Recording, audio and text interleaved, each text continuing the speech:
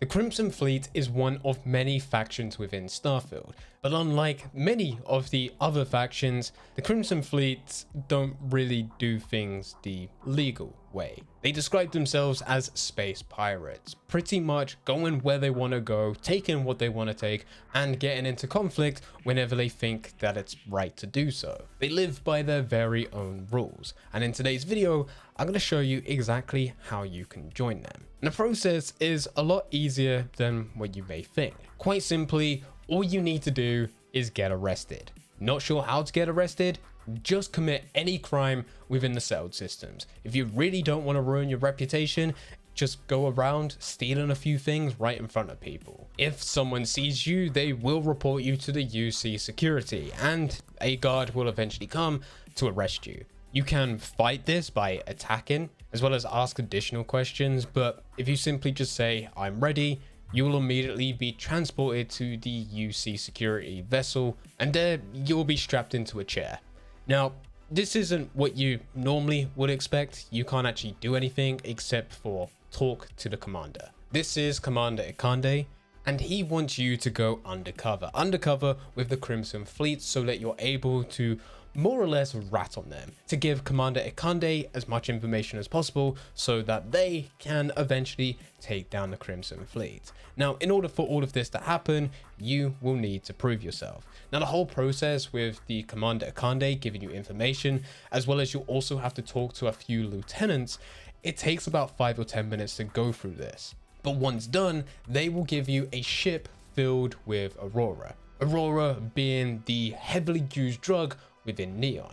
The idea is that you'll take this ship to someone as part of the Crimson Fleet in order for you to sell it to them to make money yourself, but also so that you can have an introduction and also highlight that you're part of criminal activities. You'll be tasked with heading over to the old neighborhood where you'll land on Mars, where you can find the mining colony of Sidonia.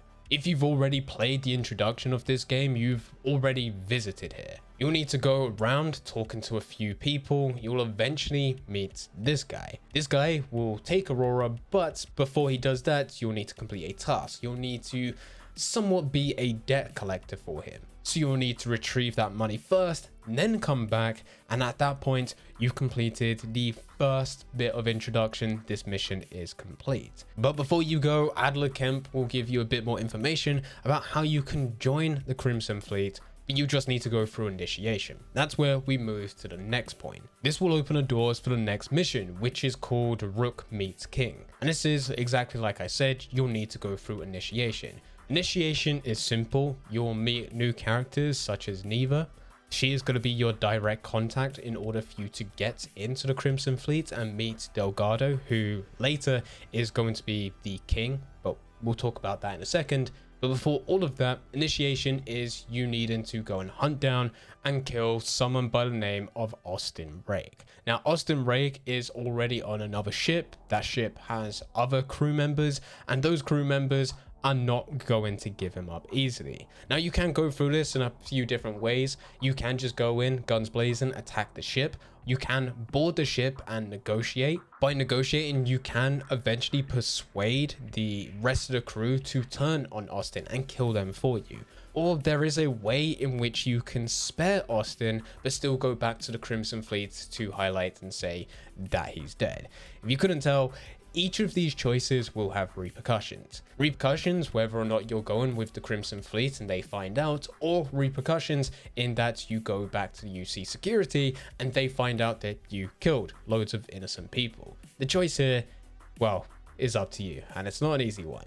But once completed, that is when your initiation is somewhat finished. You will be taken over to the key, which is in the Crick system, and this is the headquarters for the Crimson Fleet. The key is pretty cool. It's got everything that you would need, both legal and illegal items, and it also opens the door for something pretty interesting. But when you first arrive here, you'll need to speak to Neva again, and she'll give you a tour of everything that the key has to offer. You'll eventually meet Delgado, who is the king, the person in charge, the commander, whatever you want to call him. He's the person at the top. You now have direct connection to him, and for you to carry on going through all of this, you'll need to complete missions. But from this point, as you're now completing missions for Delgado, he will give you good amounts of money. As a base level for completing any mission with the Crimson Fleet, you'll get around 5,800 credits. Each mission taking anywhere between 15 minutes to potentially 60 minutes long, depending what it is. There is a bit of a story with the key, as you'll need to go and find out more information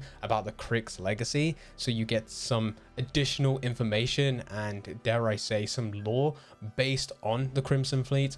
But that's not just it. You also get to take parts of heists, in a way, heists with Gelbank. Now, if you couldn't tell, this was always my intention to join the Crimson Fleet, and if you really want to go down this route, it certainly helps choosing the background at the beginning of your journey as a gangster. You'll unlock more dialogue options so that you can speak more openly and act more tough, and that will give access to a bit more credibility as you're pushing forward. It might go without saying, but if you were to go and bring any companion with you alongside joining the Crimson Fleet, Barrett, Hella, Sarah Morgan, anyone as part of the Constellation, they're not always happy about your choices that you make. So you may want to go in this alone if you don't want to ruin any relationships. There are options for you to have various other companions as you push through and build up your rank, your credibility, your reputation, and build relationships with others as part of the Crimson Fleet who will later join your crew. With all of this, there's some very cool things that we need to talk about, and that is that with this, it opens the door up for smuggling to be a lot easier. Now, you can smuggle contraband wherever. There are loads of items available within the universe, from other spaceships, from outposts, from even casinos that you'll come across within the universe. You can go and collect contraband, but the second that you store contraband on your character or in your spaceship, if you were to go and enter a settled system such as New Atlantis, the second that you enter their system, you will be scanned. There is nothing you can do about this scan. It's going to happen. The best thing, if it was to happen and you have contraband, is to immediately grav drive out there. And it may go without saying, but if luckily you were to get through this scan, you're probably not going to find anyone within that solar system that is going to trade that contraband. There's just way too much risk. However, by joining the Crimson Fleet, of course, you'll have that as part of your faction. You have a bit more leverage, and also you'll start to build up connections to those who do deal with contraband outside of the settled systems. And not just that, but now that you are part of the Crimson Fleet, you'll be doing activities and going to places where there is a lot of contraband, meaning you just go through, steal as much as possible, and later go and sell that on. And by the way, contraband can sell for hundreds, potentially even thousands, some cases tens of thousands. The other thing I want to highlight is that as you are going through with the Crimson Fleet, you're able to go on a lot of different missions to some pretty cool places, and there are some pretty crazy boss fights and also some action-packed moments. It's pretty fun if you couldn't tell. But the real cool thing is that once you complete these, you'll get access to some very high-tech but yet stolen weaponry. As you are able to join a Crimson Fleet very early game, as all you need to do is get to New Atlantis, steal something in front of people, get the UC security on you, arrest you, and then there you go. You're now in the process of going through it all. It does mean after just a few hours of playing, you can pretty much equip yourself with some overpowered weaponry. That could set you up for the rest of the game. But anyway, this is exactly how you're able to join the Crimson Fleet. Let me know in the comment section down below some of the choices that you made with the Crimson Fleet. I'm curious how things are going for you. If you enjoyed this video, I highly recommend clicking the next video on screen. That video goes through absolutely everything that you need to know about smuggling and making money with contraband. We touched on it here, but that video goes fully in depth. I hope you enjoy.